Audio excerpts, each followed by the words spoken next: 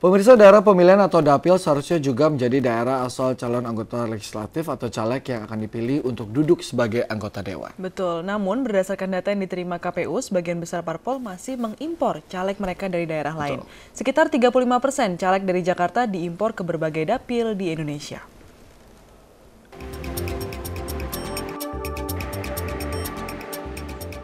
Anggota legislatif atau DPR tentunya harus mewakili kepentingan rakyat dari seluruh Indonesia, bukan hanya dari kota-kota besar seperti Jakarta. Itulah sebabnya ada nama dapil atau daerah pemilihan. Idealnya, para calon anggota legislatif yang akan duduk di Senayan benar-benar berasal dari daerah pemilihan. Namun kenyataannya, dari daftar caleg sementara DCS, nama-nama caleg yang berasal dari luar dapil masih memenuhi DCS alias banyak caleg impor. Kota yang paling banyak mengimpor calegnya adalah DKI Jakarta. Dari 6.550 caleg sementara di 69 dapil, 35% diantaranya atau 2.301 caleg berasal dari Jakarta. Jika 3 dapil Jakarta dihapus, maka 2.100 atau 32% caleg berdomisili di Jakarta yang mengisi bangku di 66 dapil. Partai yang paling banyak mengimpor calegnya adalah Partai Demokrat dengan 248 caleg, diikuti dengan Partai Golkar dan Hanura sebanyak 234 dan 230. Sementara Partai Keadilan Sejahtera menjadi parpol paling kecil menyumbang caleg impor dengan 65 orang caleg. KPU sebagai penyelenggara pemilu memaklumi fenomena caleg impor dari ke-12 partai politik karena tidak adanya aturan yang melarang. Namun menurut pengamat pemilu dari Jaringan Pemilih untuk Rakyat, pola sentralisasi ini tidak merepresentasikan keterwakilan tiap daerah. Caleg dari Jakarta lebih memiliki dana untuk modal kampanye dan kedekatan dengan pengurus pusat menurut Masyurudin menjadi alasan utama adanya pola sentralisasi. Proses rekrutmen kan itu adalah proses partai politik, jadi proses yang dilakukan oleh partai politik.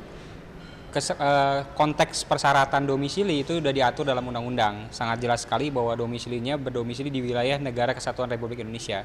Jadi sebenarnya secara persyaratan tidak ada persoalan. Modal di sini memang menjadi penyebab utama siapa ditempatkan di daerah mana.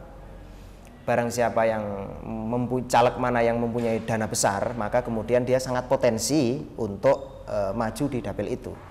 Komunikasi yang besar ini dan itu berhari-hari gitu, maka hubungan yang baik ini lalu kemudian juga menciptakan situasi yang sentralistik juga. Komunikasi antar orang Jakarta lalu membuat gitu ya kedekatan itu terjadi, lalu kemudian ada mencalonkan diri di daerah lain. Namun Wakil Sekjen Partai Demokrat dan Partai Golkar yakin caleg impornya tetap memiliki kepentingan tiap dapil.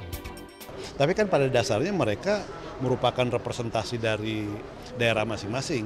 Banyak yang di Jawa Tengah di mana itu memang rata-rata berasal dari daerah sana asalnya.